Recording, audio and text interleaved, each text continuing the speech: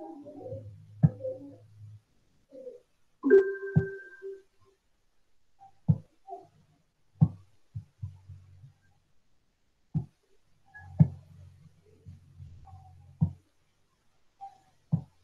ya teman-teman ya.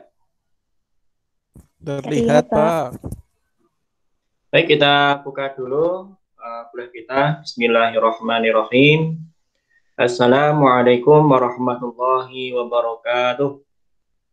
Waalaikumsalam warahmatullahi wabarakatuh. Baik, alhamdulillahirabbil alamin. Puji syukur kehadirat Allah Subhanahu wa taala sehingga pada kesempatan pagi ini kita bisa berkumpul kembali di media Google Meet bersama-sama untuk melanjutkan kuliah kita terkait dengan statistika.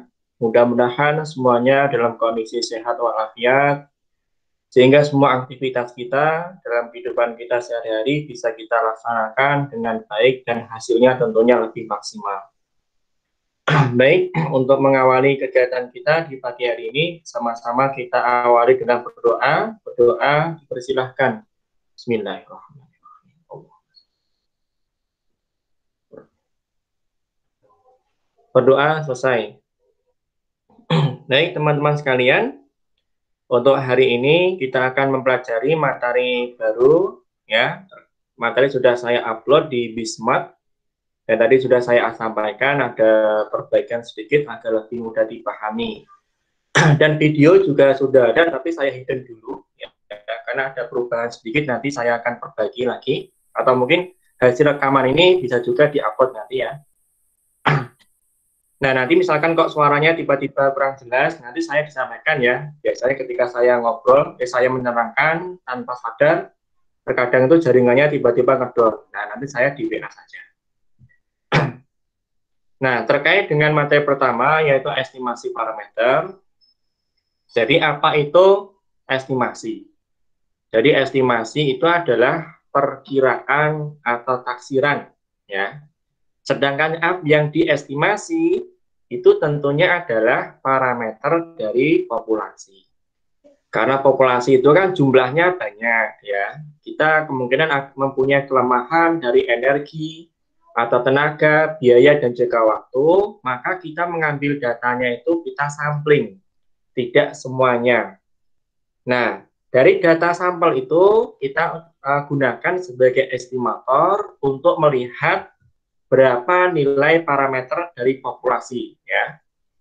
Jadi teman-teman sekalian, data yang digunakan untuk melakukan estimasi parameter populasi adalah statistik sampel. Harus diingat ya, parameter itu besaran untuk menyatakan populasi, statistik itu untuk besaran terkait dengan sampel. Jadi statistik sampel fungsinya sebagai estimator. Nah, di sini tentunya terdapat prosedur tertentu untuk melaksanakan estimasi. Nah, di sini gambarannya, jadi populasi itu jumlahnya besar, ya. Maka kita sampling, kita ambil sedikit ya, sesuai dengan kemampuan kita, ya. Nah, dari sini kita punya data statistik, ya. Dari data ini kita gunakan untuk menyimpulkan terkait dengan parameter. Biasanya rata-rata, ya, rata-rata. Nah, di sini juga sebagai gambaran lebih detail lagi. Jadi, ada populasi yang besar, dia mempunyai rata-rata mu. Ingat, mu itu rata-rata untuk populasi. Nah, di sini kita ambil sampel, ya, sampelnya kita keluarkan, ya. Ternyata dari sampel itu mempunyai nilai rata-rata 50. 50, kemudian gunakan prosedur estimasi, ya. Mungkin menggunakan alfa 5%, sehingga confident kita atau keyakinan kita adalah 95%. Ternyata, misalkan dengan prosedur tertentu, hasilnya rata-ratanya adalah rentang antara 40 sampai dengan 60. Nah, ini namanya prosedur untuk estimasi. Jadi perlu diingat, alfa itu nilainya 1 sampai dengan 10 biasanya. Untuk bidang IPA murni, itu biasanya 1%, tapi dalam bidang pendidikan atau sosial, itu alfa yang umum digunakan adalah 5%. Gitu. Jadi nggak mungkin kita yakin 100%. Kalau sudah yakin 100%, maka apa fungsinya melakukan pengujian kalau sudah yakin ya gitu. Nah, teman-teman sekalian, tadi juga sudah kita singgung ada prosedur ya, maka di sini kita kenalkan cara menduga harga parameter. Ada dua cara. Yang pertama adalah point estimation atau pendugaan titik. Yang kedua adalah interval estimation. Kayak tadi ya, rentang antara ini sampai sini ya, dari batas bawah sekian sampai batas atas sekian, itu namanya pendugaan interval. Nah, di sini perhatikan teman-teman, yang ini adalah point estimation. Jadi, statistik sampel ya, nilainya berapa, kemudian dengan cara tertentu, oh ternyata parameter populasinya sekian, maka ini namanya pendugaan titik. Nih,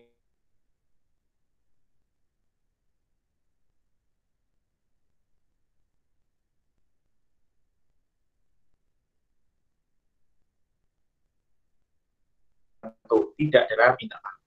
Nah, berbeda dengan yang menyatakan selang di mana suatu parameter populasi mungkin berada. Jadi kita punya data statis sampel ya, mungkin rata-ratanya dan seterusnya ya. Dengan menggunakan formula tertentu, ternyata parameter populasinya itu berada di rentang ini. Rentang batas bawah sekian sampai dengan batas sekian. Nah, di sini tentunya kalau semakin besar jangkauan atau interval, maka tentunya ketelitiannya juga semakin berkurang. Tapi kalau semakin kecil intervalnya, maka semakin teliti hasilnya. Gitu. Nah, di sini teman-teman sebagai gambaran, jadi point estimation ya, jadi misalkan kita punya data statistik sampel berupa rata-rata. Rata-rata ini kita gunakan untuk melihat nilai rata-rata populasi. Variansi sampel kita gunakan untuk melihat variansi populasi atau rata-rata beda dari dua kelompok ya, kelompok data pertama, kelompok data kedua mempunyai rata-rata sampel X1 ya. Kemudian yang kedua X rata-rata kedua, kemudian digunakan juga untuk melihat difference atau perbedaan. Ini namanya estimasi titik. Nah, sekarang interval estimation ya, pendugaan interval. Jadi hasil estimasi itu adalah suatu interval pada parameter populasi. Ya, jadi hasilnya berupa parameter populasi, biasanya plus minus ya, plus minus tergantung nilainya ya. Jadi plus minusnya itu di sekitar titik atau di sekitar estimasi titik ya. Nah, di sini dalam prakteknya, pendugaan tunggal yang terdiri atas satu angka itu tidak memberikan gambaran mengenai berapa jarak atau selisih nilai penduga tersebut terhadap nilai sebenarnya. Jadi, lebih baik menggunakan interval. Nah, hal ini didasarnya apa? Karena pertimbangan bahwa suatu nilai dugaan tidak mungkin dapat dipercaya 100%. Jadi namanya suatu pengujian atau suatu pengujian statistik atau pengujian hipotesis ya, dengan menggunakan statistika tidak mungkin kita menggunakan alfa 0% atau tingkat keyakinan 100% ya. Secara logika, kalau misalkan sudah yakin 100%, maka tidak butuh pengujian. Nah, di sini teman-teman, pendugaan interval itu menunjukkan pada interval berapa suatu parameter populasi akan berada yang dibatasi oleh dua nilai yang disebut nilai batas bawah dan nilai batas atas. Kayak tadi ya, ada rentang batas bawah, rentang batas atas ya. Nanti kita kasih contohnya juga. Nah, di sini misalkan ya, jika estimasi titik nilainya theta, maka estimasi interval adalah theta plus minus delta theta. Sehingga dari sini kita mempunyai batas bawah ya, theta min delta theta, dan batas atas yaitu theta plus delta theta. Ya, sini adalah model dari interval ya, estimasi interval. Nah, di sini yang pertama kita ingin melihat ya, confidence interval, interval keyakinan kita parameter rata-rata populasi ya, di mana simpangan baku populasi itu misalkan kok diketahui ya. Nah, di sini kita ingin menghitung berapa sih rata-rata atau mungkin berapa sih parameter rata-rata populasi, dan populasi itu simpangan bakunya atau standar deviasinya diketahui. Nah, maka di sini kita harus menggunakan beberapa asumsi yang harus dipenuhi dulu. Yang pertama, standar deviasi populasi diketahui ya. Ini ya, simbolnya sigma seperti ini, sigma kecil, ini adalah standar deviasi populasi. Kemudian populasi itu berdistribusi normal. Ingat, ada tabel Z, ada tabel P, itu distribusi kontinu normal. Nah, misalkan kok tidak normal, maka solusinya gunakan sampel yang lebih besar.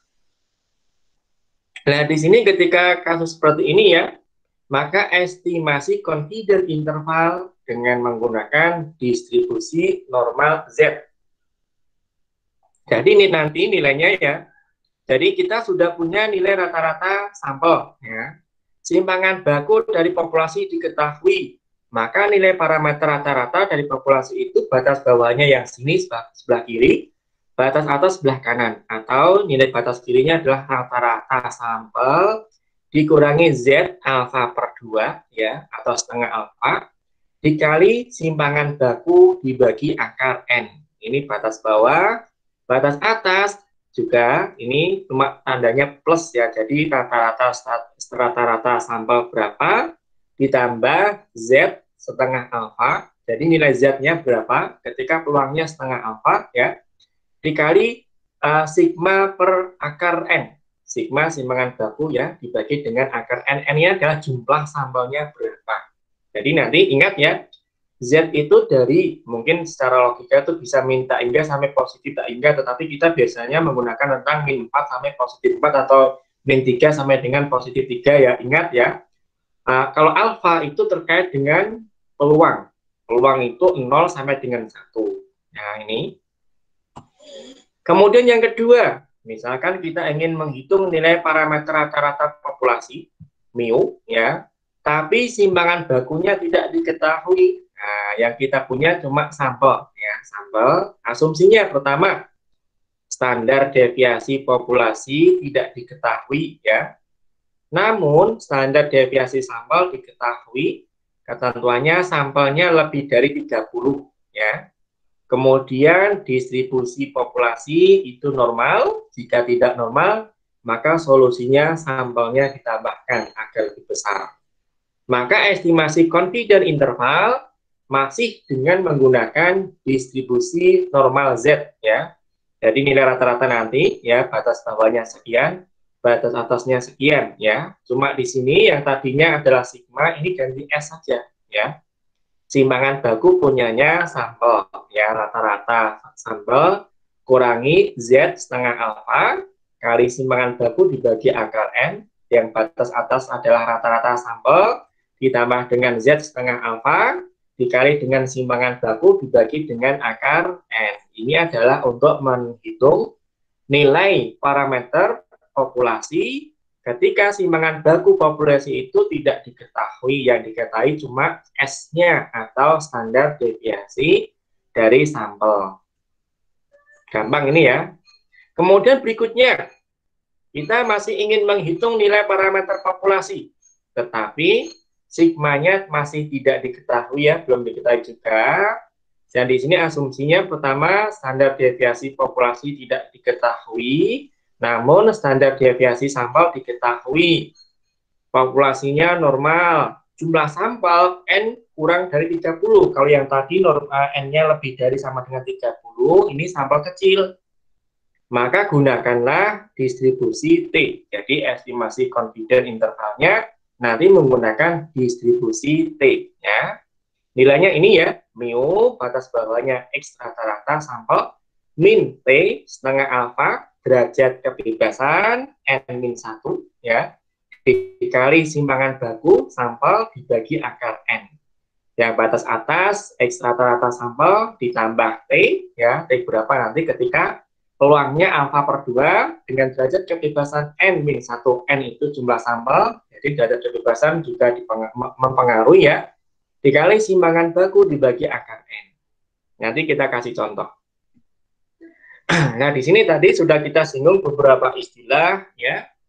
Jadi elemen estimasi confidence interval pertama level confidence atau tingkat keyakinan kita atau tingkat kepercayaan.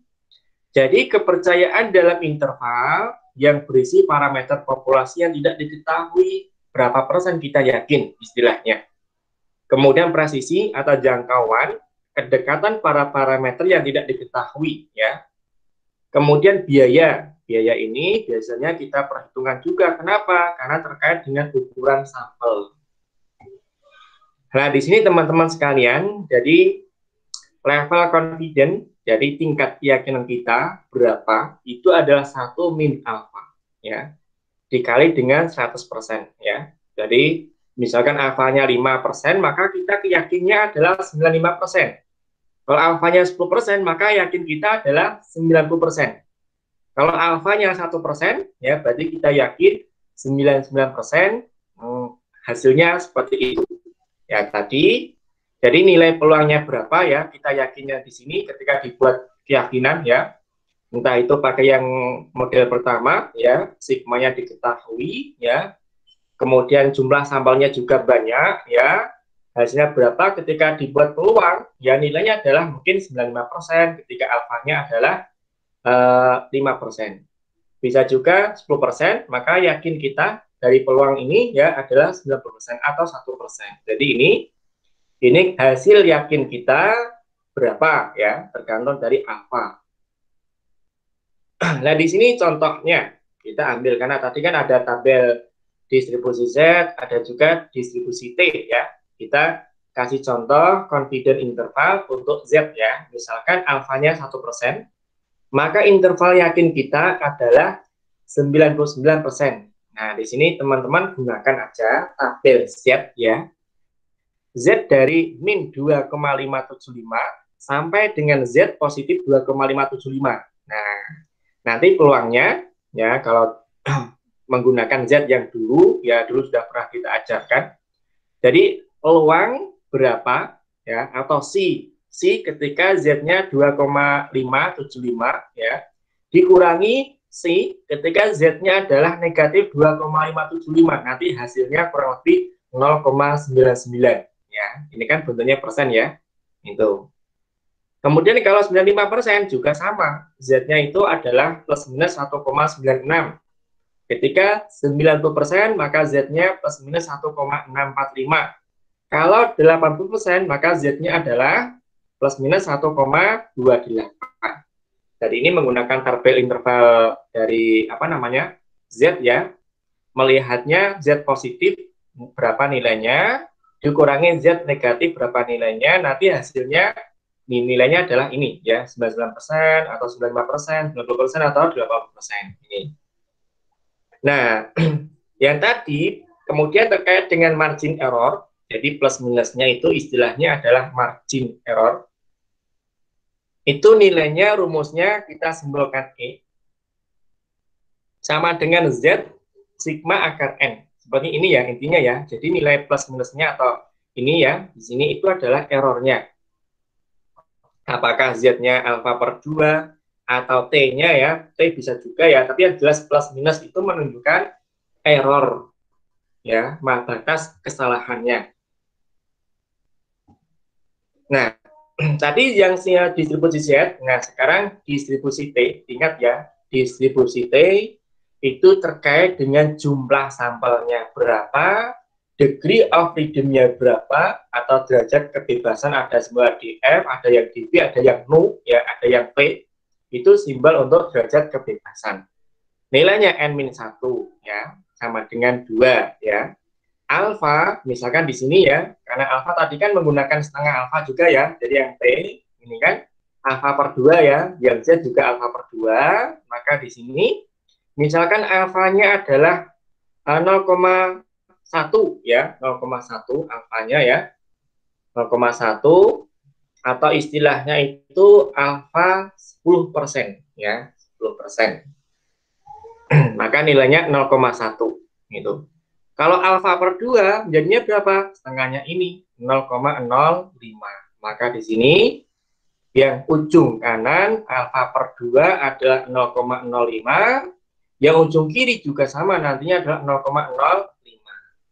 Nah, berapa nilai T-nya? Misalkan di sini alfa per 2 itu 0,05, gunakan ini. Kita cek alfanya di sini ya, alfanya 0,05, kemudian di F-nya N-1 di sini, yaitu 2,920. Berarti nanti nilainya adalah plus minusnya 2,920 ya. Ini. Nanti dicek lagi ketika untuk kasus yang lain mungkin N-nya tidak cuma 3, mungkin 30 atau 25 atau 20 ya. Nanti buka saja tabel T lebih lengkap. Nah, di sini teman-teman ini adalah istilahnya ilustrasi. Jadi kita yakin kita di sini ya. Yang 1 min alfa di sini ya. Jadi 100% kali dengan 1 min alfa di sini yang tidak diaser ya, yang masih putih ini. Nah, di sini. Yang di sini batas bawah, di sini batas atas ya. Nah, di sini teman-teman dari sini dari rata-rata sini tengah ya, ke kanan atau ke kiri sampai yang diaser ini adalah sigmanya. Sigma atau simpangan bakunya ya, simpangan bakunya dari sampelnya ya, rumusnya adalah ini sigma kali sigma dibagi akar n. Sehingga di sini batas bawahnya kayak tadi ya, mu min z alfa per 2 sigma x ya, x bar ini ya. Jadi sigma akar n ya.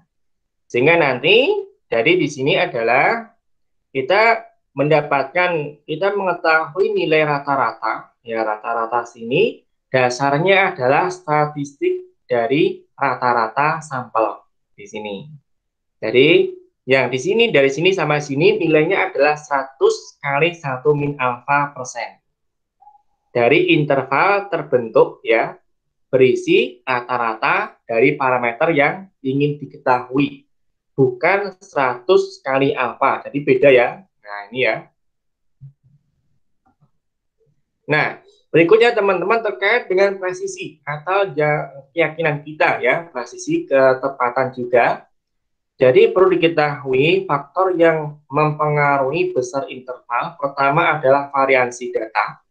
Jadi variansi data nanti akhirnya bisa mengetahui simpangan baku ya, simpangan baku atau standar deviasi dari variansi ya, simpangan baku dari X bar adalah simpangan baku populasi dibagi akar N-nya. Kemudian berikutnya adalah level confidence ya, tergantung dari alfanya. Kita mau menggunakan alfa berapa, semakin kecil ya, maka ya confidence-nya semakin besar ya. Alfa 5%, kemudian apakah alfanya 1% dan seterusnya, maka akan mendapatkan hasil seperti ini ya, batas bawah, batas atas. Nah, kemudian terkait dengan biaya, maka kita gunakan nilai error tadi. Error adalah Z, sigma dibagi akar N. Maka jumlah sampelnya kita balik ke sini ya, pindah ke sini, kemudian sama kedua ruas ya kita kuadratkan, maka N-nya adalah Z kuadrat, sigma kuadrat dibagi dengan error kuadratnya. Ini biaya berapa ketika sampelnya dibutuhkan berapa. Nah, sekarang contoh ya, contoh. Jadi di sini, misalkan kita pesan di suatu restoran ya, restoran dihitung secara random ya, waktu pelayanan. Biasanya kan kita pesan menu apa, kita tunggu dari semenjak pesan sampai menu yang kita pesan datang itu butuh berapa waktu. Maka di sini misalkan suatu penelitian ya, ternyata diambil data 52 konsumen. Itu adalah 181,3 detik ya.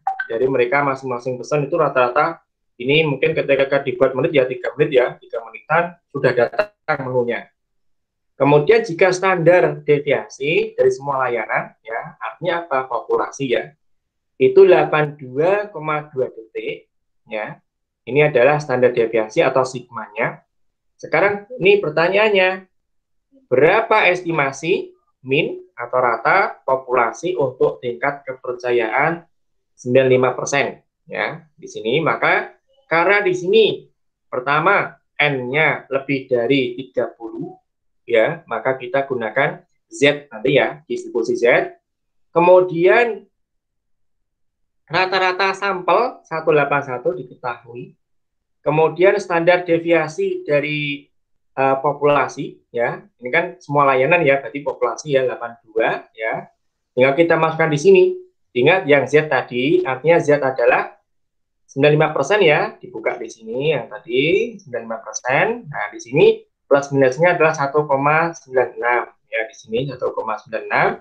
Kemudian kita masukkan di analisisnya. Nah, di sini X rata-rata di sini 181,3, min 1,96, standar deviasi populasi 82,2, sehingga dibagi dengan angka N.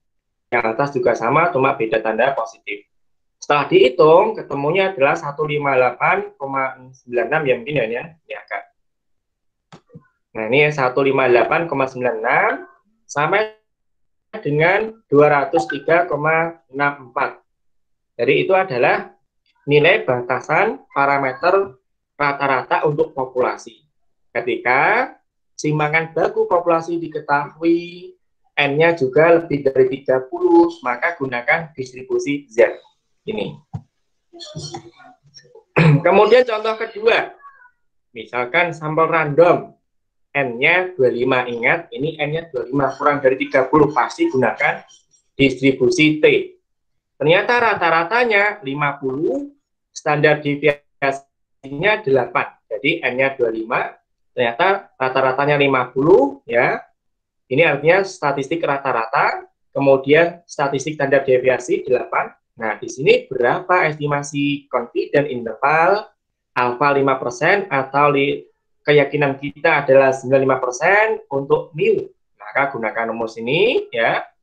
Batas bawahnya X rata-rata min T alfa per 2 N min 1 derajat bebasnya sampai dengan X rata-rata plus T alfa per 2 N min 1 ya. Kemudian S akar N. Ini. Kemudian dicari ya. Dicari. Nah, di sini kita masukkan rata-rata 50 ya. T-nya ingat ini kan T-nya terkait dengan alfa per 2 ya. Ini bisa juga menggunakan tadi ya. Teman-teman buka tabel distribusi ya, tabel distribusi T ya. Alfanya adalah berarti apa nih? 0,025. Kenapa? Kan 5% ya. 5% itu 0,05, berarti setengahnya menjadi 0,025. Derajat bebasnya adalah 24. Atau mungkin ketika kita cek di sini ya. Nah, kita cek, coba tabel T ya. Nah, di sini mungkin ya. Jadi alfanya 0,025 kelihatan ya teman-teman ya. Kelihatan, Pak. Oke. Kelihatan, Pak. Kita buka tabel T ya, tergantung berapa. Jadi kita gunakan ini 0,025. Kemudian derajat kebebasan ini ya, kadang pakai simbol P kecil seperti ini, ada yang dV, ada yang dF, ya harus bisa dipahami. Tadi 20, berarti 25 kurangi 1, berarti 24 di sini. 2,0639 ya. Nah, di sini 2,0639. Ini juga tinggal tanda simbolnya ini negatif, ini positif karena batas bawah, batas atas. Ketemunya adalah ternyata rata-ratanya dari populasi itu parameter rata-ratanya adalah 46,69 sampai dengan 53,30. Gampang ya ini ya. Harus bisa memahami N-nya berapa, ketika N-nya kurang dari 30 pasti menggunakan distribusi T. Ya. Sekarang berikutnya terkait dengan pembiayaan ya, atau terkait dengan jumlah sampel.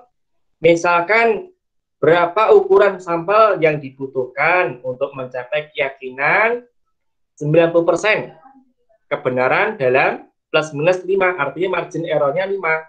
Jika standar deviasinya 45, gunakan rumus ini tadi ya, N ya. N, Z kuadrat, kemudian sigma kuadrat dibagi error kuadrat. Untuk yang 90% ya, tadi gunakan ya, Z-nya adalah 1,645 dikuadratkan. Kemudian sigmanya dikuadratkan juga, ya, standar deviasi kuadrat. Dibagi dengan error kuadrat, ketemunya sekian. 219,2, ya. Dibulatkan menjadi 220. Ingat, pembulatan terkait dengan manusia, ya, atau hewan, itu nggak mungkin dibulatkan ke bawah.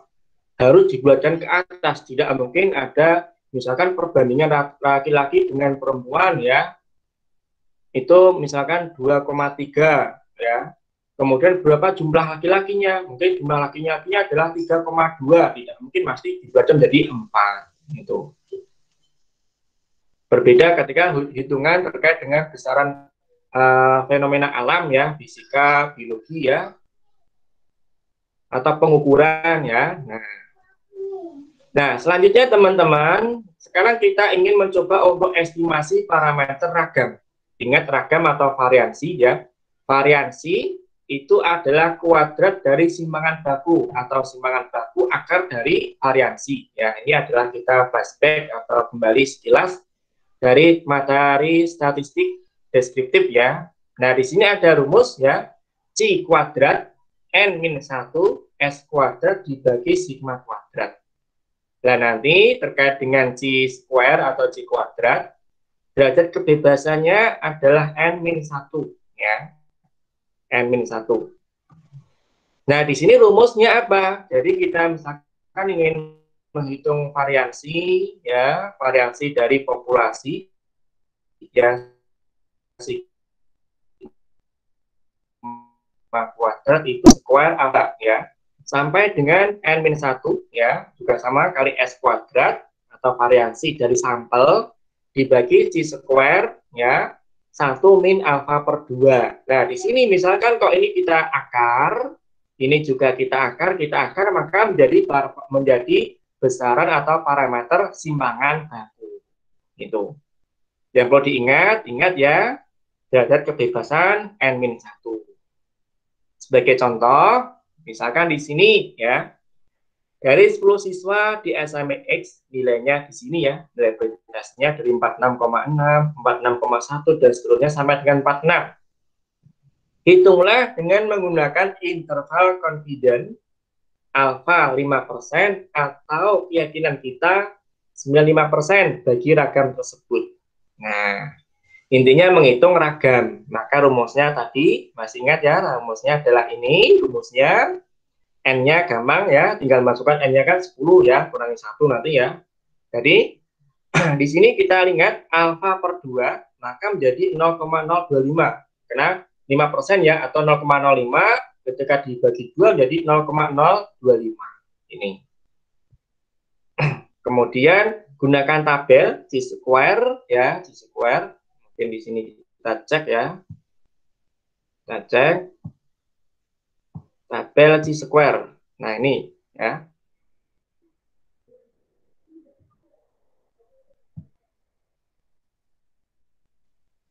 Hmm. 0,025, ya, ini, ya. Kemudian, nah, kita cek dulu 0,025. Seperti ini, ya. Nah, 0,025 derajat kebebasannya adalah 9, ya. 9.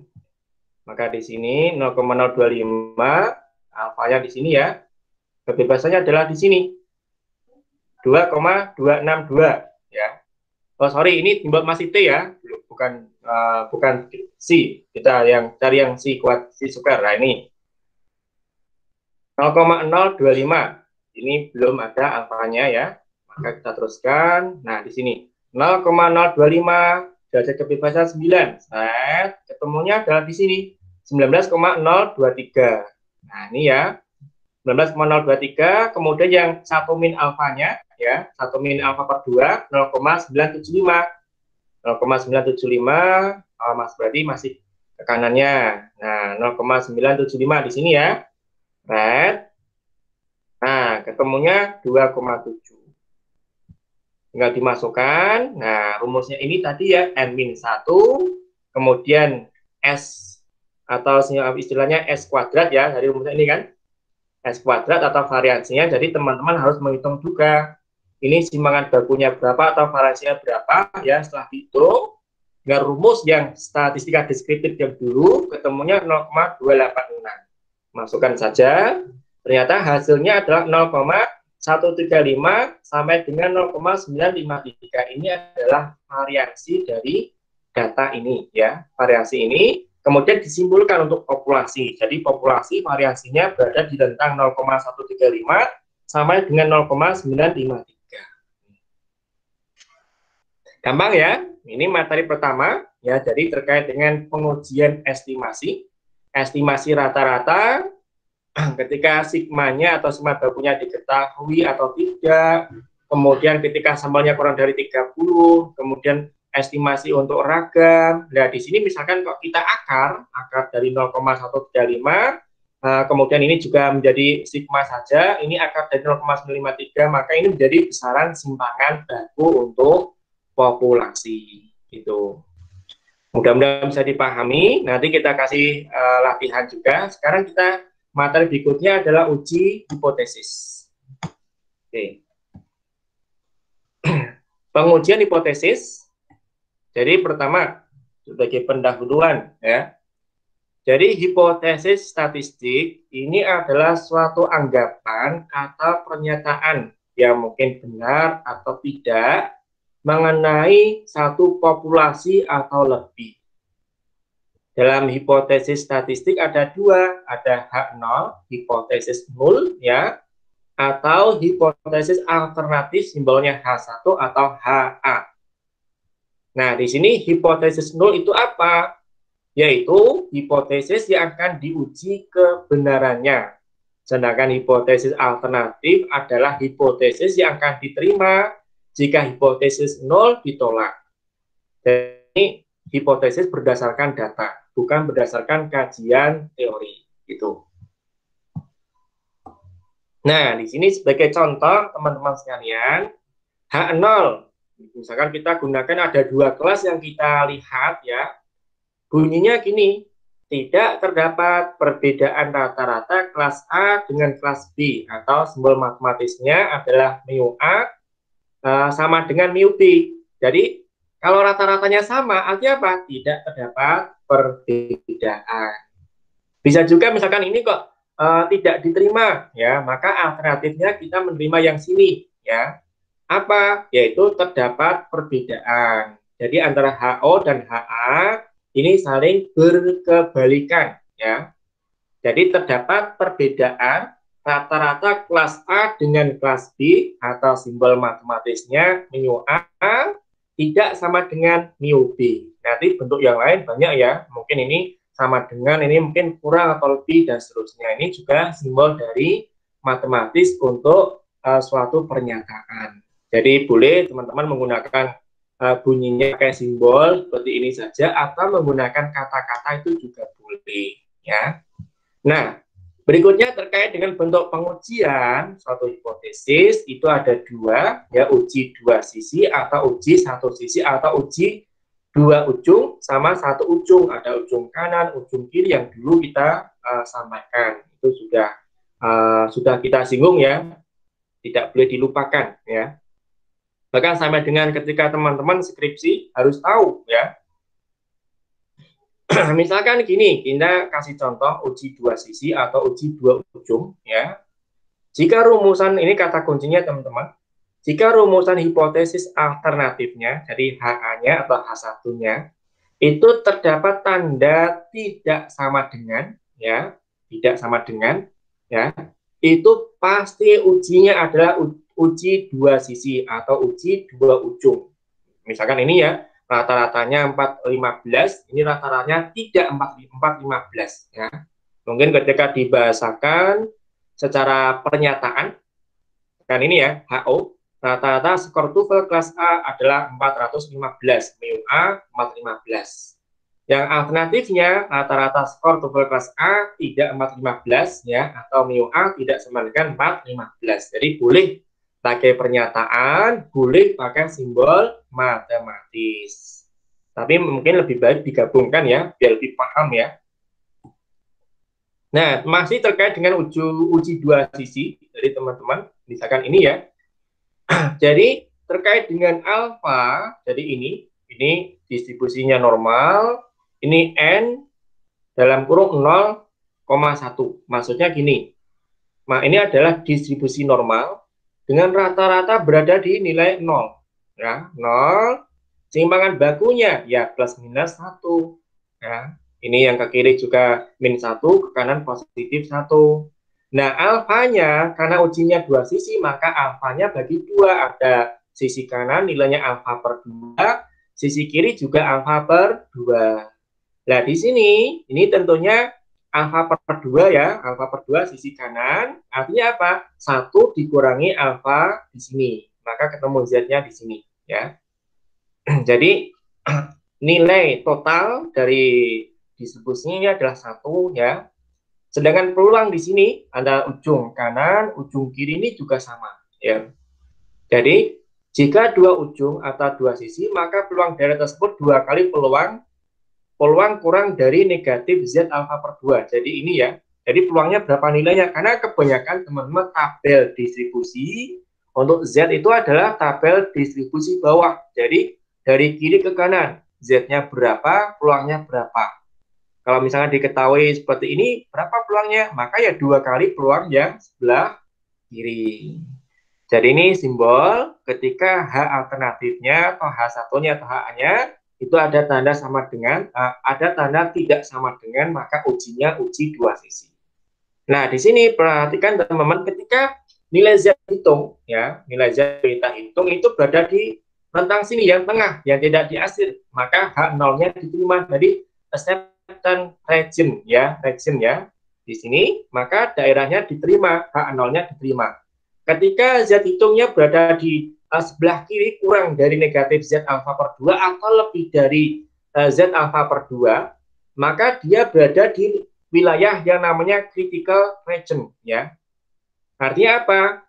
Dia ditolak ya. H0-nya ditolak, maka kita ngambilnya adalah yang alternatif. Itu. Nah, berikutnya teman-teman uji satu sisi. Ciri khasnya di sini yang H alternatifnya itu bisa lebih besar atau kurang dari ya. Sebagai contoh, yang H alternatif HO-nya rata-rata kelas A, mu A-nya 415 atau alternatifnya ternyata rata-ratanya lebih dari 415. Nah, di sini. Maka bentuknya seperti ini. Ini adalah H alternatifnya rata-rata lebih dari 415. Kalau lebih, ini kata kuncinya ya, biar lebih, agar teman-teman bisa lebih cepat ingat. Jadi kalau rata-ratanya untuk H alternatifnya bahasanya lebih besar, maka wilayah kritisnya sebelah kanan. Jadi identik lebih besar, maka dia cenderung ke arah kanan daerah kritisnya. Ketika Z hitungnya berada di sini, maka H0-nya ditolak. Kalau H hitungnya di sini, ya, Z hitungnya berada di kurang dari sini, ya, maka H0-nya diterima. Ini untuk yang gambaran ini ya. Nah, yang kedua, kalau H alternatifnya kurang dari, ya, ini cuma contoh ya, kurang dari 15 atau kurang yang lain, boleh ya. Ini cuma simbolnya kurang dari, maka gunakan wilayah kritisnya sebelah kiri. Jadi kita mencari membandingkan Z hitung ya berdasarkan data dengan Z di tabel. Kalau ternyata Z hitungnya berada di sebelah kanannya sini lebih besar daripada negatif Z alfa, ya, maka H0-nya diterima. Nanti kita kasih contoh agar punya gambaran ya. Nah, ini teman-teman, ini kita bantu dengan tabel ya. Apakah jadi gini, level of significance. Jadi alfanya berapa? Itu 0,1, 0,05, 0,01, 0,005. Jadi ini adalah bahasanya 10%, 5%, 1%, atau setengah 0,5%. Nah, di sini ada nilai critical values of Z for one-tiled test. Jadi kalau istilahnya one-tiled test itu artinya satu sisi. Ya, satu sisi ya itu negatif 1,8 ya. Jadi nanti misalkan gini, ini kan 0,95 ya, 0,95 berarti alfanya adalah 5% di sini. Kalau di sini yang dihasil kok 2, maka gunakan ini. Ada two toilet, 2 ekor ya. Toilet itu bahasa Inggrisnya ekor ya. Artinya ujung ya. Maka gunakan ini, negatif 1,96, yang sisi kiri, yang kanan 1,96. Jadi ya, teman-teman katakannya di sini ya, apakah pengujiannya satu sisi atau 2 sisi ya. Alfanya sekian ya. Kalau alfanya 5%, sedangkan pengujiannya 2 sisi, maka gunakan yang bawah. Artinya nanti ujung kanan 0,025, yang kiri 0,025 juga. Gitu. Kemudian Z hitung kita berada di mana, apakah berada di sebelah sini, atau sebelah yang tidak dihasil, atau yang dihasil sebelah kiri. Kalau berada di sini, rentang yang tidak dihasil, maka wilayah penerimaan H0. Gitu. Nah, kemudian ternyata, mungkin hitungnya sudah betul, ya, ternyata masih ada kesalahan. Maka jenis kesalahan dalam mengambil kesimpulan akhir dari pengujian hipotesis ada 2. Yang pertama, galat atau error type 1. Tipe pertama, kesalahan. Apa itu? Yaitu penolakan hipotesis 0, padahal hipotesis itu benar. Nah, tadi ada kesalahan, mungkin kesalahan mengambil keputusan ya, jenis ujinya sudah betul, ngitungnya sudah betul, membandingkan tabel juga betul, tapi karena namanya manusia, ya Pak, tentunya terkadang juga punya salah. Maka di sini ternyata harusnya hipotesis 0 itu diterima, tapi justru ditolak. Maka di sini galat tipe pertama. Ya. Atau jenis kedua, harusnya hipotesis 0 itu salah, ya. Hipotesis 0-nya itu salah atau ditolak, tapi justru diterima. Nah, ini juga terjadi kesalahan galat tipe 2 ya, karena kalau error itu sama-sama kesalahan dalam mengambil keputusan. Dari sini teman-teman sekalian, kita berikan prosedur ya, langkah-langkah pengujian. Jadi pertama kita tuliskan hipotesis 0, H0-nya seperti apa. Kemudian hipotesis alternatif HA atau H1-nya seperti apa. Boleh menggunakan pernyataan, boleh menggunakan simbol matematis. Yang penting kita paham ya. Kemudian pilih taraf keberartian atau taraf signifikansi atau alfa berapa. Setelah itu kita pilih uji statistik yang sesuai, apakah uji T, apakah uji Z, dan seterusnya. Kemudian menentukan kriteria keputusan. Artinya apa? Kita harus menggunakan tabel juga. T hitung, T tabel. T tabel ketika alfanya sekian berada di nilai berapa. Kemudian kita menghitung nilai uji statistik ya, apakah T hitungnya berapa, Z hitungnya berapa, kemudian dibandingkan dengan yang atas ini. Jadi T hitung, T tabel ya. Apakah berada di wilayah penerimaan atau berada di wilayah critical values ya. Kemudian ditarik kesimpulan. Sebagai ini gambaran teman-teman ya. Ini ringkasan ya, ringkasan. Jadi hipotesis kalau seperti ini teman-teman ya. H alternatifnya ada tanda tidak sama dengan, maka pengujiannya adalah 2 sisi. Maka di sini ada sisi kanan, sisi kiri ya. Nah, itu. Kemudian ada hipotesis bunyinya lebih besar atau kurang dari. Maka ini pengujiannya adalah uji satu sisi atau satu ujung ya. Nah, di sini statistik ujinya ya, jika sigma atau standar deviasi populasi diketahui, maka gunakan uji Z. Tapi kalau misalkan sigmanya tidak diketahui, maka kita pilih ujinya uji T. Maka rumusnya hampir sama ya, jadi X rata-rata, ya, sampelnya kita gunakan nilai rata-ratanya berapa, kurangi rata-rata dari populasi, ya, kemudian dibagi sigma dibagi akar N. Nah, ini ketika sigmanya diketahui. Kalau tidak diketahui, maka sigmanya diganti dengan S. Nah, di sini kriteria keputusan ya. Jadi wilayah kritisnya ya. Yang pertama, ya jika sigmanya diketahui, H0 ditolak jika Z-nya itu kurang dari Z alfa per 2 atau Z lebih besar alfa per 2. Diterima ya. Yang kemudian yang kedua, Jika sigma tidak diketahui ya, maka rumus yang ini, maka uji T, T kurang dari T alpha per 2, degree of freedom N-1, atau T lebih besar T alpha per 2, degree of freedom-nya N-1. Ingat ya, ini kan dua sisi, maka wilayah penolakan itu berada di ujung kiri dan ujung kanan. Kalau yang sini, ini simbolnya lebih besar, maka wilayah kritisnya berada di sebelah kanan. Jika Z hitungnya lebih besar daripada Z alpha atau Z tabel, atau T hitung lebih besar T tabel, maka H0-nya ditolak. Kalau yang sini sisi kiri ya, sisi kiri, maka wilayah penolakan ada di daerah ujung kiri. Maka semakin kiri atau Z kurang dari negatif Z alpha atau T kurang dari negatif T alpha, ya, ini ditolak. Nah, di sini kita simbolkan ya, kita kasih gambaran. Jadi ini wilayah penolakan ya, ini adalah wilayah penerimaan. Ini cuma pembacaan saja ya, agar teman-teman bisa paham. Ya, ini. Nah, sekarang kita mencoba untuk aplikasikan ya, uji hipotesis rata-rata populasi. Nah, di sini teman-teman harus menggunakan asumsi. Jadi pertama, asumsi yang harus dipenuhi oleh populasi tadi adalah normal. Distribusi normal. Dari distribusi normal itu kita ambil sampel ya, ukuran lebih kecil ya karena sampel ya. Jadi N nilainya. Tujuannya membandingkan nilai rata-rata ya, rata-rata tertentu dengan rata-rata parameter ya. Rata-rata parameter populasi itu. Nah, di sini namanya one sample t-test dalam bahasa pengujian statistiknya. Jadi uji T satu sampel.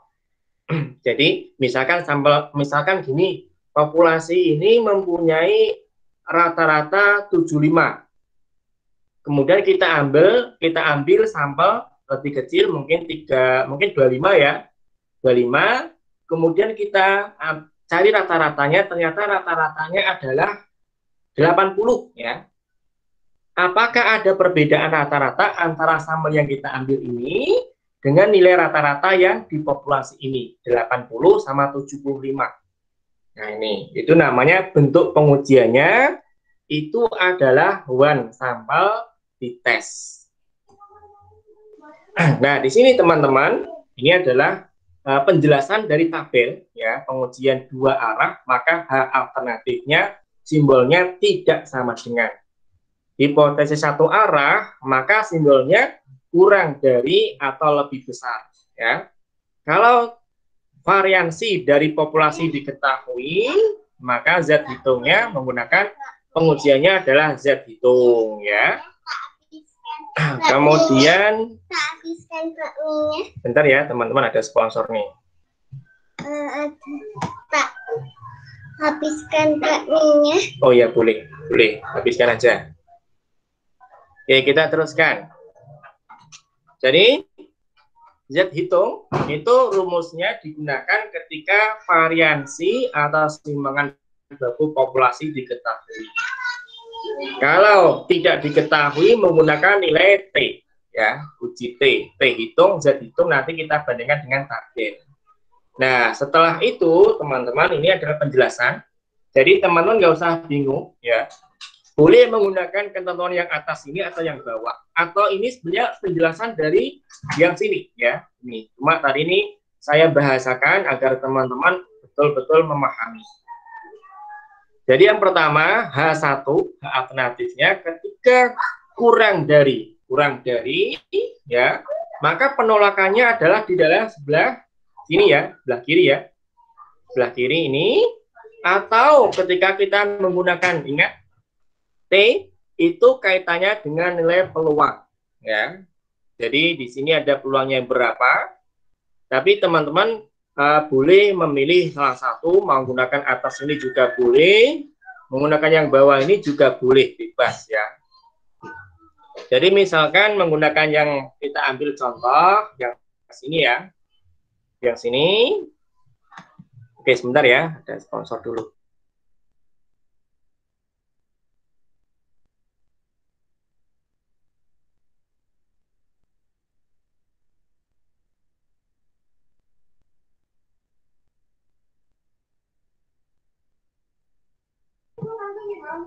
Baik, kita teruskan. Nanti ada sponsor.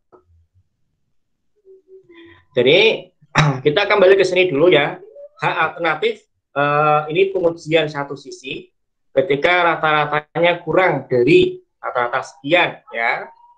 Maka H0 akan ditolak ketika T hitungnya itu kurang dari T tabel ya, T tabel atau ketika digambarkan yang sisi sini ya. Sisi sini. Nah, T hitungnya berada di sini, kurang dari T tabel di sini, maka dia akan ditolak. Nih. Bisa juga ya, ini kita gunakan yang bawah ini. Kenapa? Karena nilai peluang ya. Jadi peluang dari T ya kurang dari T tabel ya. Ternyata peluangnya itu kurang dari T tabel ya. Jadi harusnya peluangnya maksimal di sini ya, tetapi itu tuh peluangnya di sebelah sini. Nah, peluangnya kurang dari peluang T tabel. Atau peluang Z-nya juga peluangnya nilainya kurang dari Z tabel ya. Ini, maka H0-nya ditolak. Intinya apa? P-nya itu kurang dari alfa. Nah, ini ya. Maka dia akan ditolak. Atau misalkan H alternatifnya pakai simbol lebih besar, maka di penolakannya di ujung kanan. Nah, di sini seret, nah di sini ya.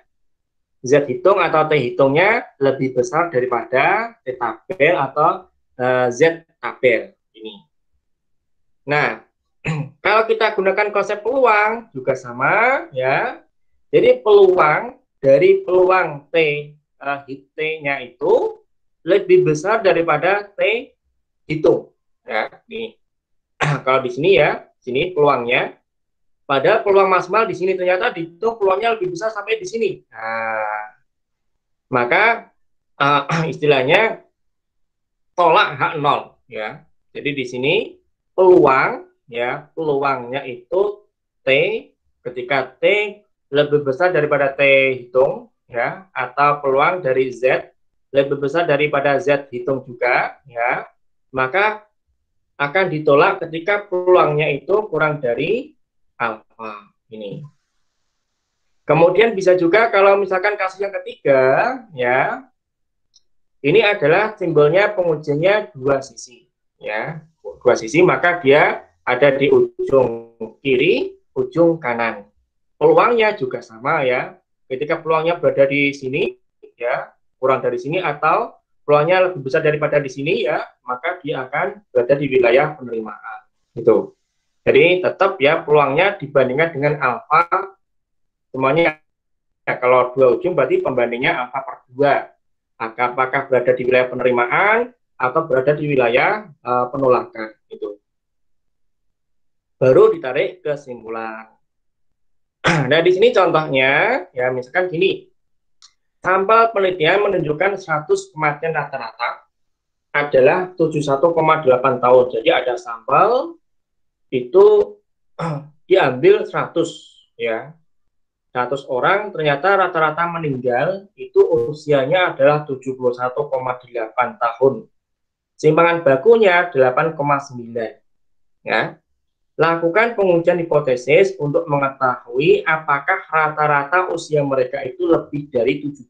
Ingat, ini ada kata-kata lebih dari ya. Kemudian alfanya adalah 0,05 atau 5% ya. Maka di sini kita langkah pertama HO rata-ratanya 70. Kita ingin menguji ya, yaitu lebih besar daripada 70 ya. Maka mu-nya lebih dari 70, alfanya 5% atau 0,05. Ini pengujiannya bentuknya satu sisi, simbol lebih besar, maka ada di ujung kanan ya, wilayah penolakannya. Daya kritisnya gunakan tabel ya, untuk yang 5% ya, itu ada di 1,645 ya, Z-nya. Kemudian Z hitungnya sekian, rumusnya ya, X rata-rata min mu dibagi sigma akar N. Nah, dari data didapatkan rata-rata sampel 71,8, simpangan baku populasi 8,9 dimasukkan ke sini, ternyata Z hitungnya 2,02. Perhatikan ya. Nah, di sini 2,02 dengan 1,645, ternyata ini lebih besar ya. Padahal di sini artinya apa? Ini nilainya adalah 1,645 ya. Sedangkan Z hitungnya 2, berarti semakin ke kanan ya. Semakin ke kanan ya. Artinya apa? Dia berada di wilayah kritis. Artinya apa? Hak nolnya ditolak ya. Karena wilayah penerimaannya kurang dari Z hitung ya. Sini apa ZAB ya, ketika berada di sini dia diterima. Ternyata setelah dihitung berada di ujung kanan di sini ya. Nah, di sini otomatis karena lebih besar maka ditolak. Artinya apa? Hak nolnya ditolak berarti kita menerima yang HA, yaitu rata-rata usia dewasa yang rata-rata usia meninggal itu lebih dari 70 tahun. Ini. Nah, sekarang kalau kita aplikasikan pakai tabel ya. Ternyata peluang Z kurang dari tadi ya, Z-nya kurang dari peluang lebih besar 2,02 karena pakai ujung kanan ya, sini ya. 2,02 ya. Itu ternyata peluangnya adalah 0,0217 ya. Nah, di sini teman-teman harus menggunakan padahal yang kita punya itu tabel distribusi bawah ya. Dari sini ke kanan ya. Kalau 2,02 maka 1 dikurangi 2,02. Nah, nanti ketemu peluangnya di sini ya. Yaitu peluangnya 0,0217. Jadi harus bisa menggunakan ya, karena kita punyanya tabel adalah ujung dari distribusi bawah ya, dari ujung kiri sampai dengan 2,02 itu peluangnya berapa. Padahal kita ingin tahu adalah di sebelah kanan, maka 1 dikurangi yang sini. Ketemunya 0,0217. Ternyata ini kurang dari alfa. Alfanya kan 5% ya, 5%. Maka di sini membawa kesimpulan hak nolnya itu jelas-jelas ditolak ya, ditolak. Sekarang contoh yang kedua. Misalkan gini ya, suatu perusahaan itu membuat tali pancing ya, rata-ratanya mampu menahan beban 8 kg. Jadi ikan digunakan untuk memancing ikan ya, mancing ya, maksimal 8 kg. Simpangan bakunya 0,5. Nah, di sini kita ingin menguji ya, apakah betul ya, yaitu apakah betul rata-ratanya 8 atau tidak ya. Ternyata dari beberapa pengujian, dari beberapa sampel yang digunakan, yang dipilih, ternyata ketemu rata-rata sampelnya 7,8. Alfanya 1% ya, karena ini penelitian data bukan manusia ya, maka boleh 1%. Langkahnya pertama, hak nolnya 8 kilo, yang alternatifnya tidak 8 kilo. Ingat, kalau data simbol tidak sama dengan, maka gunakan pengujian dua sisi. Penolakannya ada di ujung kiri atau di ujung kanan. Alfanya 1% atau 0,01. Kemudian wilayah kritisnya ya,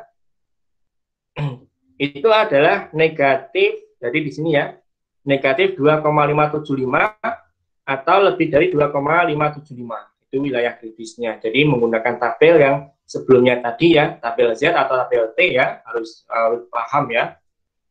Kemudian rumusnya Z hitung ya, X rata-rata dikurangi rata-rata pernyataan populasi ya, dibagi sigma akar dibagi akar N.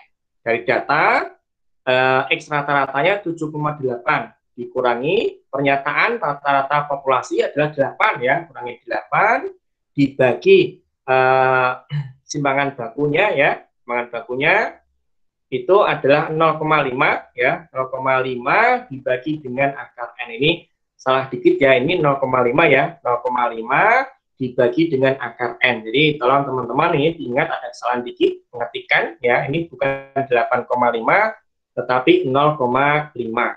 Setelah dihitung, ketemunya negatif 2,83. Nah, padahal di tabel itu negatif 2,5. Ya, kalau misalkan nilai negatif ya, ini kan negatif 2,5 ya, di sini negatif 2,5. Ternyata ini negatif 2,8 semakin ke kiri ya, semakin ke kiri, maka dia berada di wilayah critical region ya, wilayah penolakan. Maka kesimpulannya tolak hak nol. Berarti kita menerimanya adalah bukan 8 ya, bukan 8, tapi karena statistiknya 7,8 berarti kurang dari 8 kilo. Bukan 8, tapi malahan kurang dari 8 gitu. Kalau kita menggunakan nilai peluang juga sama ya. Jadi kan Z-nya diketahui ya negatif 2,83 ya, negatif 2,83. Kita punya tabel distribusi bawah, ternyata peluangnya dari tak hingga sampai negatif 2,83 itu adalah 0,023 gitu. Kalau pengujian dua sisi, maka peluang di sini sama sini ya, berarti kan 2 kali ya, berarti peluangnya adalah 2 kali peluang kurang dari negatif 2,83 atau 2 kali ini. Jadi 0,0046. Padahal alfanya adalah 0,01 atau 1%. Ternyata tetap dia kurang dari alfa. Artinya H0-nya ditolak. Itu bukan 8. Mudah-mudahan bisa dipahami ya. Sekarang contoh ketiga ya. Misalkan gini, saya kasih gambaran ya. Jadi ini ada sebuah perusahaan, ya perusahaan kendaraan bermotor. Ternyata kendaraan itu boleh beroperasi di jalan ketika batas polusi kadar CO, karbon monoksidanya 50 ya ppm atau 50 part per million ya. Baru boleh diberi izin keluar maksimal ya. Kalau kurang dari sama dengan 50 itu adalah harapannya ya. Kemudian diperiksa ya, diambillah sampel mobil atau kendaraan itu 20 mobil diuji kadar CO-nya. Dari data didapatkan rata-rata 55. Sekilas ya, 50, ini ternyata lebih dari. Kalau kita gunakan sampel langsung disimpulkan, maka ini tidak boleh beroperasi ya. Ragamnya 4,6, alfanya 5% ya. Nah, pengujiannya, ingat ini jumlah sampel adalah 20, kurang dari 30, maka gunakan T ya. Nah, di sini H0-nya rata-rata kurang sama dengan 50 ya. Ya, alternatifnya itu lebih dari 50. Ini harapannya diterima ya. Alfanya 5%. T hitungnya ini X rata-rata min mu pernyataan rata-rata ya dibagi S akar dibagi akar N. T hitung ya. T alfa ya ini kan pengujiannya H alternatifnya lebih besar ya, maka gunakan ujung kanan ya, ujung kanan 0,05, db-nya adalah N-1 ya, tinggal lipat di tabel ketemunya 1,729. Kita bandingkan T hitungnya sekian ya, 55 min 50 bagi 4,2 dibagi akar N. Ketemunya 10,91. Oh, ternyata ini sama sini, T hitungnya kan 10,91 lebih besar daripada T tabel. Sehingga H0-nya ditolak, artinya itu emisi CO-nya lebih dari 50. Sehingga mobil itu tidak boleh beroperasi di jalan. Nah, di sini teman-teman bisa juga nanti gunakan nilai peluang. Ya, ini cuma pilihan saja. Ketika menggunakan T hitung, Z hitung sudah cukup ya tidak apa-apa. Ini cuma saya memberikan gambaran agar teman-teman punya wawasan lebih dalam. Karena T hitung, Z hitung kaitannya dengan peluang. Gitu. Nanti silakan dicek ya. Gitu. Bisa dipahami ya teman-teman? Sampai sini ada yang mau ditanyakan?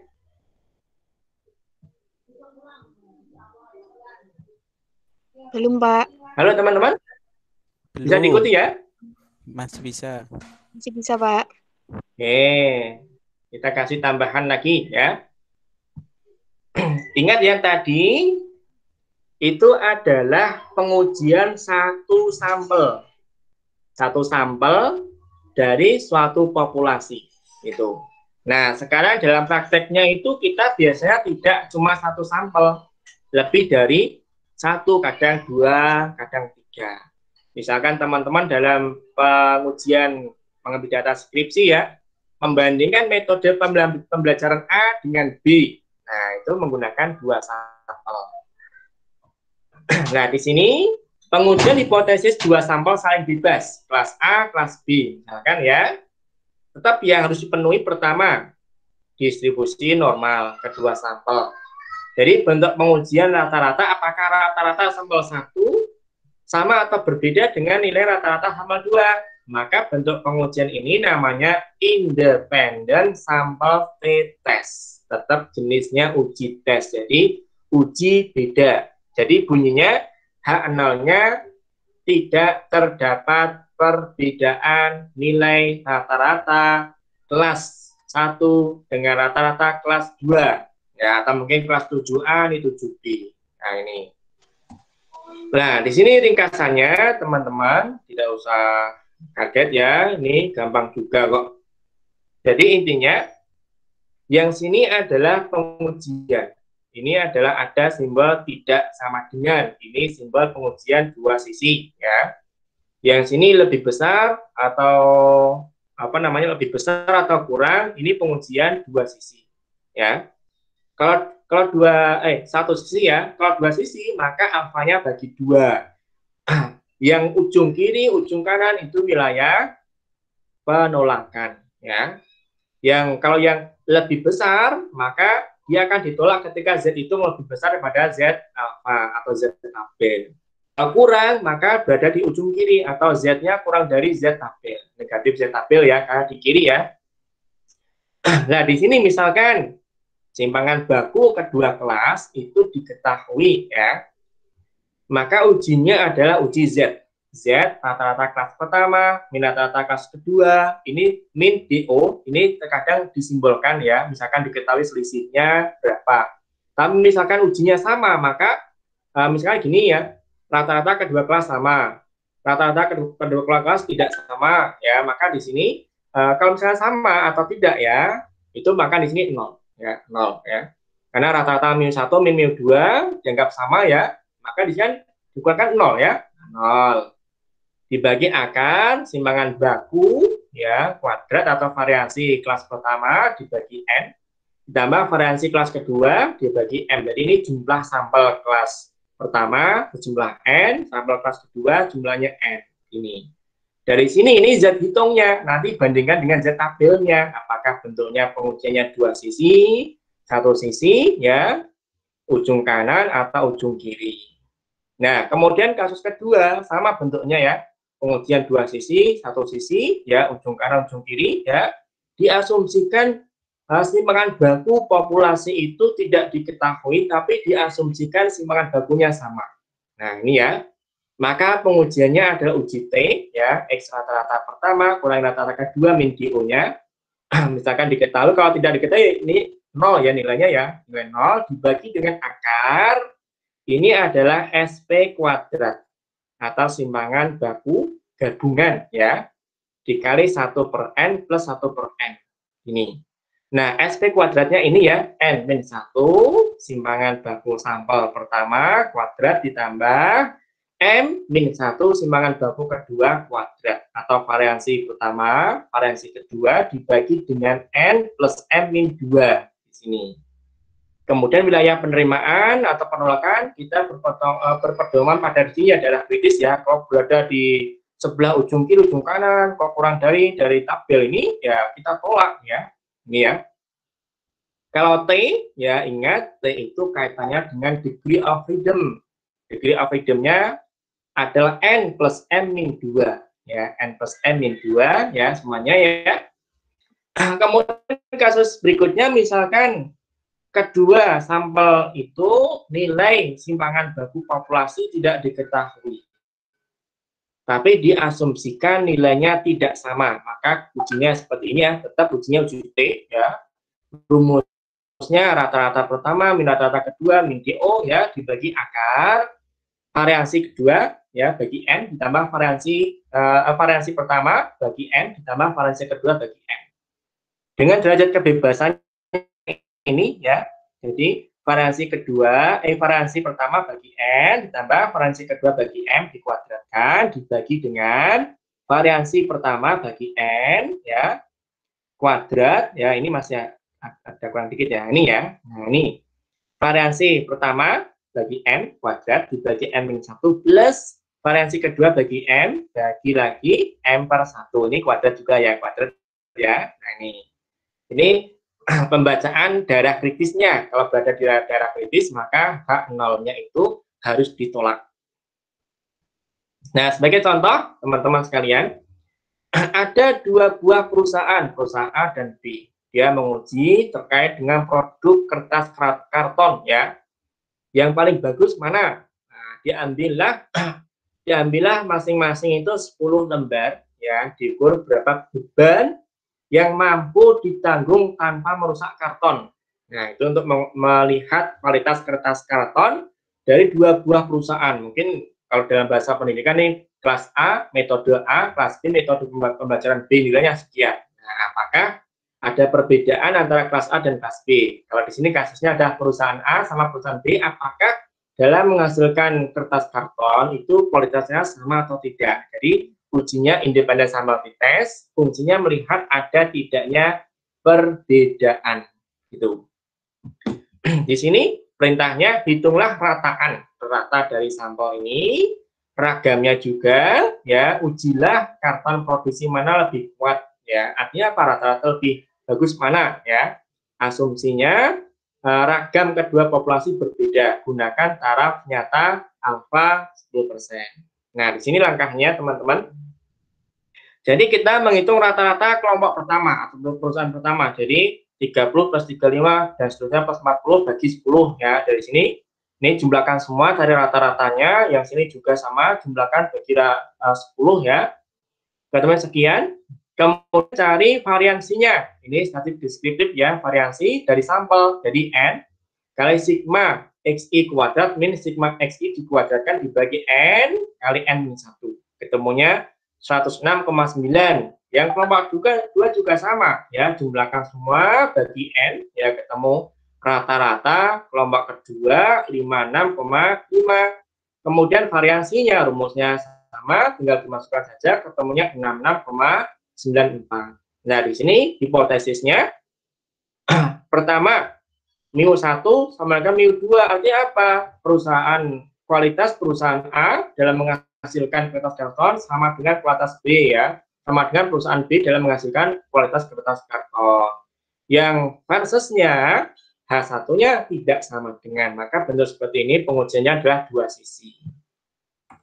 Nah, di sini T hitung ya, diasumsikan pertama, karena diasumsikan adalah simpangan bakunya atau variansi dari kedua kelas atau dua perusahaan tersebut itu tidak sama. Maka rumusnya ini tadi ya, rumusnya D ini kan DO ya, min mu2 min mu1 kan tidak diketahui ya, maka dianggap disebutkan di situ 0 karena memang kita mengujinya inginnya tidak ada perbedaan ya, maka di sini 0. Maka di sini kita masukkan dari tadi ya, rata-rata pertama, kedua berapa ya, dibagi dengan variansi kedua ya, dibagi N2 tambah variansi pertama bagi N1.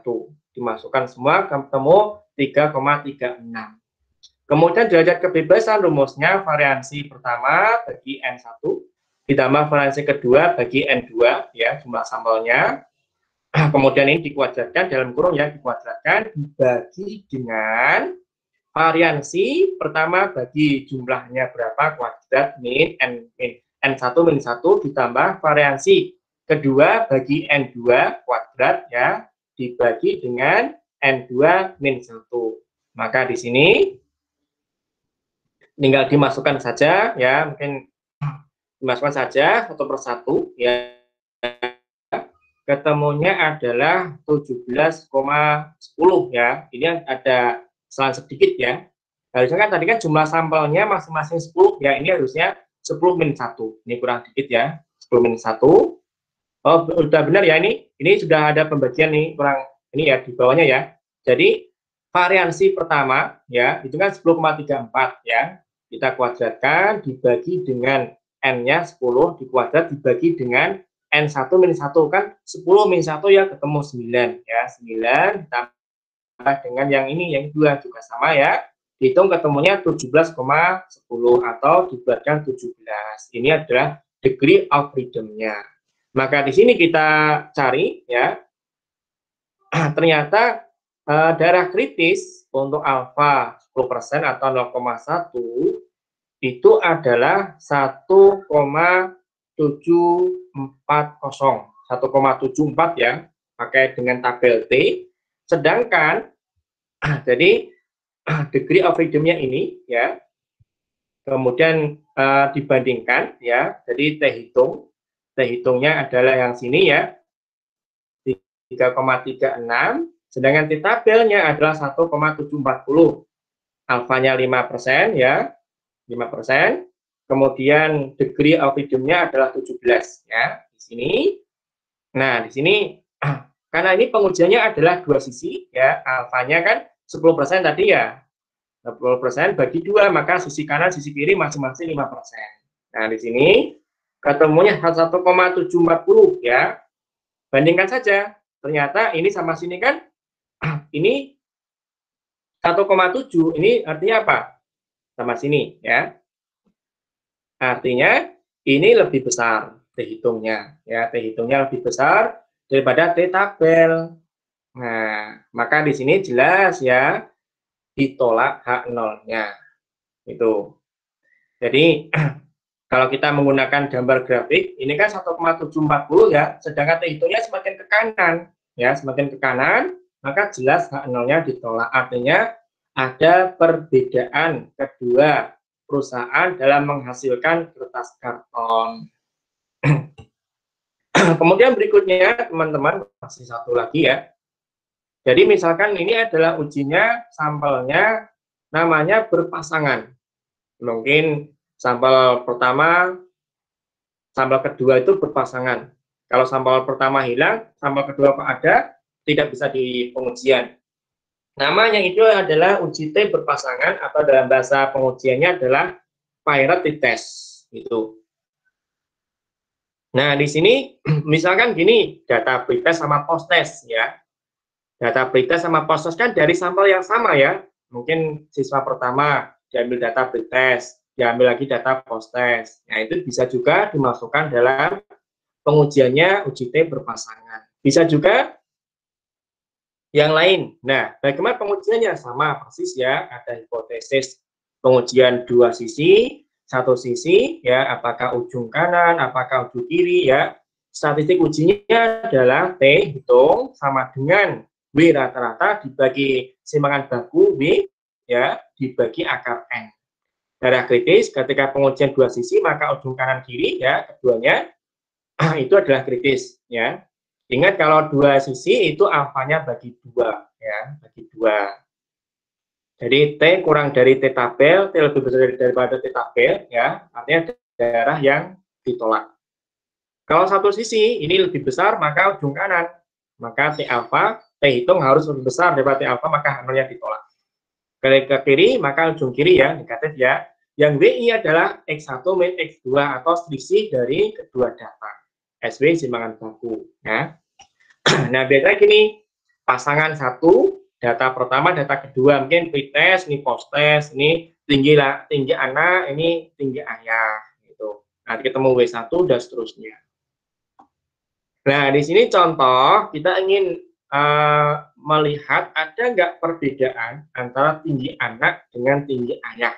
Biasanya itu dalam fenomena kita, secara genetik itu ya kalau misalkan ayahnya tinggi, maka anaknya juga ikut tinggi.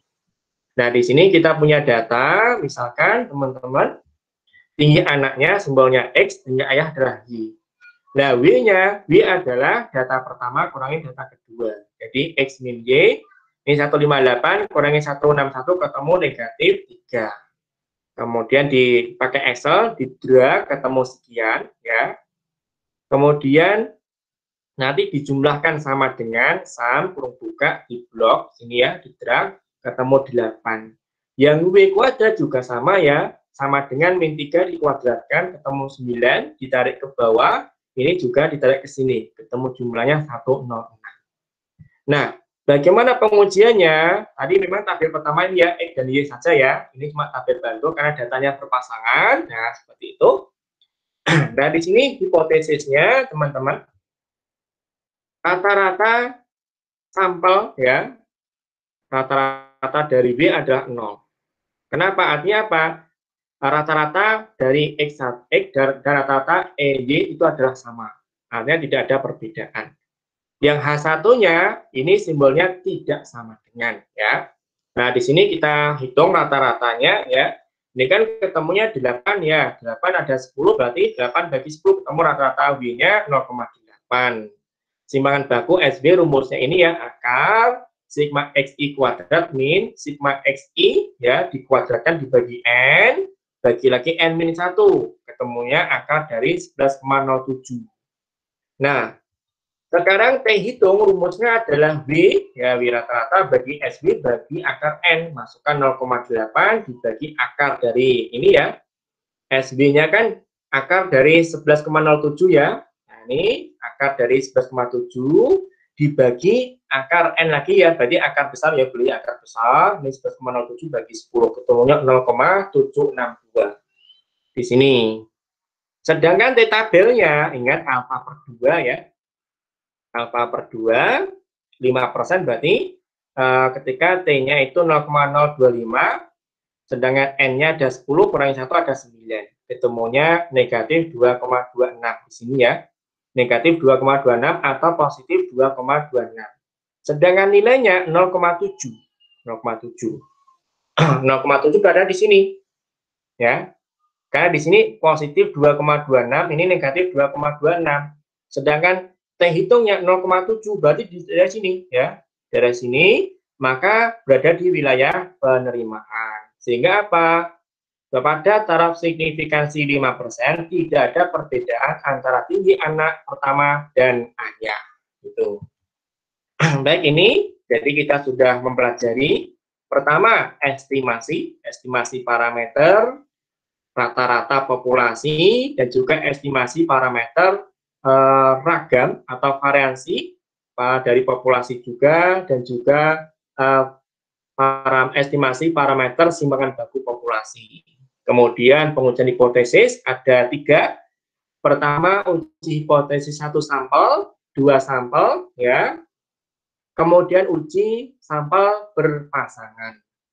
Dan bentuk pengujiannya secara umum ya ada 3 bentuk ya. Apakah pengujiannya berada dalam bentuk istilahnya satu sisi ya. Nah, kalau di sini ada ujung kanan, ujung kiri, apakah 2 ujung? Kalau 2 ujung, maka alfanya bagi 2. Ini harus bisa dipahami. Kalau ada tanda tidak sama dengan, maka pengujiannya dua sisi. Sisi kanan, ujung kiri adalah batas kritisnya. Kalau bentuk pengujiannya satu sisi, ada hipotesis alternatifnya lebih besar, maka ujung kanan ya, Z hitung lebih besar pada Z alfa itu ditolak. Kalau kurang dari, maka Z-nya wilayah kritisnya di ujung kiri. Ini sebagai materi hari ini. Nah, sebagai untuk penguji kepahaman, ini saya tampilkan dulu soal pengujiannya. Sudah saya upload juga. Tugas, mana ini tugas? Tugas.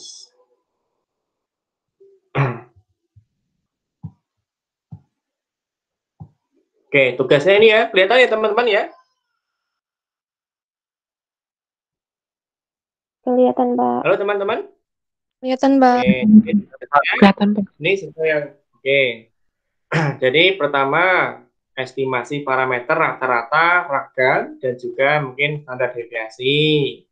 Ini juga, ini nilai error berapa sampelnya.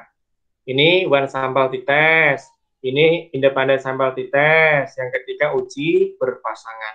Jadi nanti sebagai latihan teman-teman ya, silakan dikerjakan secara berkelompok. Kemudian pekan depan nanti sesuai dengan pembagian nanti ada yang membuat pembahasan ya. Ada 6 soal dan di sini ada 9 kelompok ya. Nanti berarti kelompok 1 berurutan ya, 1, kelompok 1, kelompok 2 ini berurutan ya, kelompok 1 sampai 6 urut ya, mengerjakan nomor 1 sampai 6, kemudian kelompok 7 mengerjakan nomor 1 ya, kelompok 7 nomor 1, kelompok 8 nomor 2, kelompok 9 nomor 3. Nanti dibuat pembahasan nanti untuk disampaikan di pertemuan pekan depan. Bisa dipahami ya teman-teman ya hari ini ya? Bisa, Pak. Bisa, Pak. Bisa, Pak. Mudah-mudahan mungkin karena sudah 9:03 ya, nanti silakan dikerjakan. Nanti bagi yang mengalami kesulitan bisa ditanyakan. Jadi teman-teman pedomannya pertama harus paham dulu ya, memahami konteks soal ya, kemudian bentuk pengujiannya seperti apa, kemudian T-tabel atau Z-tabel harus bisa. Ini akan sering dipakai terus ya sampai ketika teman-teman ambil data skripsi. Baik, sampai sini. Nah, nanti silakan dikerjakan. Yang jelas, kalau ada kesulitan, silakan ditanyakan. Baik, sampai sini kuliah kita hari ini. Mudah-mudahan bermanfaat, ya, bisa menambah keilmuan teman-teman, ya. Dan syukur-syukur tidak lupa sampai dengan skripsi, ya. Sampai besok tidak lupa, karena ini adalah bentuk pengujian. Sering dipakai bahkan teman-teman ketika menggeluti dunia pengolahan data, itu bisa membuka jasa pengolahan data, karena banyak sekali teman-teman ya, terutama di bidang ilmu orang-orang sosial ya, bahkan di S2, di S3 itu mereka kesulitan dalam pengolahan data. Baik, sampai sini terima kasih, kurang lebihnya saya minta maaf, dan wassalamualaikum warahmatullahi wabarakatuh. Waalaikumsalam warahmatullahi wabarakatuh. Warahmatullahi wabarakatuh. Terima kasih, Pak.